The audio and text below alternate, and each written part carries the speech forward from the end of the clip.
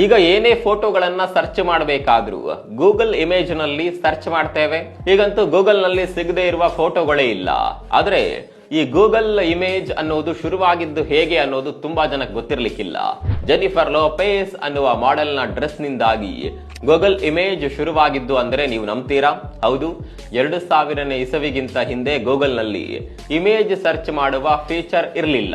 ಕೇವಲ text result ಮಾತ್ರ ಬರ್ತಾ ಇತ್ತು. 2000ನೇ ಇಸವಿಯಲ್ಲಿ ಗ್ರಾಮಿ ಅವಾರ್ಡ್ ನಲ್ಲಿ ಜೆನಿಫರ್ ಲೋಪೆಸ್ ಒಂದು ಹಸಿರು ಬಣ್ಣದ ಡ್ರೆಸ್ ಹಾಕಿಕೊಂಡಿದ್ರು. ಈ ಡ್ರೆಸ್ ಜಗತ್ತಿನಾದ್ಯಂತ ಸದ್ದು ಮಾಡುತ್ತೆ.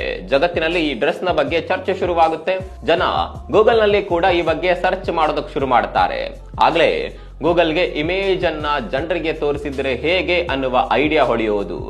ಆ ಟೈಮ್ ನಲ್ಲಿ ಜೆನಿಫರ್ ಲೋಪೆಸ್ ಡ್ರೆಸ್ ಬಗ್ಗೆ ಜನರಿಗೆ ಕುತೂಹಲ ಇದ್ದಿದ್ದರಿಂದ ಗೂಗಲ್ ಇಮೇಜ್ ಆಪ್ಷನ್ ಅನ್ನ ಪರಿಚಯ ಮಾಡುತ್ತೆ. ಹೀಗೆ 2001ರಲ್ಲಿ ಗೂಗಲ್ ಇಮೇಜಸ್ ಸರ್ಚ್ ಲಾಂಚ್ ಆಗುತ್ತೆ. ಆ ವರ್ಷ ಬರೋಬ್ಬರಿ 250 ಮಿಲಿಯನ್ ಇಮೇಜ್ಗಳು ಆ ಸಂದರ್ಭದಲ್ಲಿ ಅಪ್ಲೋಡ್ ಆಗಿದ್ದವು. ಸರಿಯಾದ ಸಮಯ ಮತ್ತು ಅಡಾಪ್ಟಬಿಲಿಟಿಯಿಂದ ಹೊಸ ಪ್ರಾಡಕ್ಟ್ ಗಳನ್ನೇ ಸೃಷ್ಟಿ ಮಾಡಬಹುದು ಅನ್ನೋದಕ್ಕೆ ಇದೊಂದು ಬೆಸ್ಟ್ ಎಕ್ಸಾಂಪಲ್. ಈ ಬಗ್ಗೆ ನಿಮ್ಗೆ ಏನನ್ಸುತ್ತೆ? ಕಾಮೆಂಟ್ ಮಾಡಿ.